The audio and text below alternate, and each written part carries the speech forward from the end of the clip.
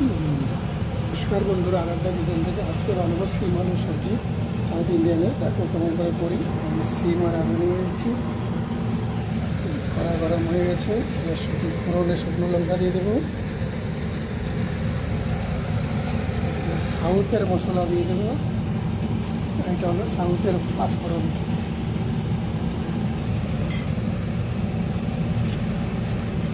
পাঁচফোড়ন দিয়ে দিলাম। তেল গরম হয়েছে, দেখো মশলা দিয়ে দেবো। কুচো পেঁয়াজ, কারি পাতা, দিয়ে দেবো এই লঙ্কাটা,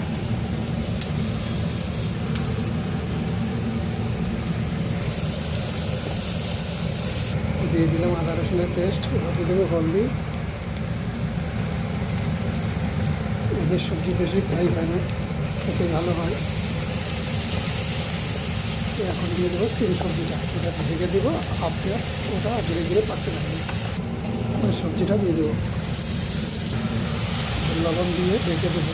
পরে টমেটো দেবো, একটু পাকার পরে টমেটো।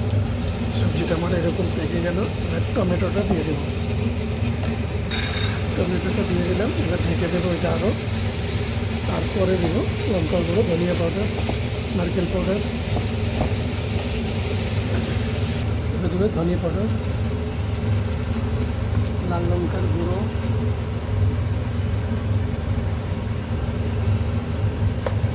নারকেল পাউডার। সাউথের সবজি, নারকেল পাউডারটা দিতেই হয়। এবার এটাকে চাপা দিয়ে দিব আরও 5 মিনিট। বন্ধুরা দেখো সবজিটা কত সুন্দর হয়েছে, খেতেও কিন্তু খুব ভালো। সিম আলু সবজি সাউথ ইন্ডিয়ানের, একদম শুকনো শুকনো করে। এবার ধনে পাতা দিয়ে নামিয়ে নেব। হয়ে গেছে আমার সবজিটা। ধন্যবাদ সকলকেই, নমস্কার। বেশি বেশি শেয়ার, কমেন্ট, লাইক এবং ফলো করে দিবে যারা ফলো করে নাই। নতুন নতুন আমি ভিডিও বানাবো, আপলোড করতে থাকবো। ধন্যবাদ সকলকে, নমস্কার।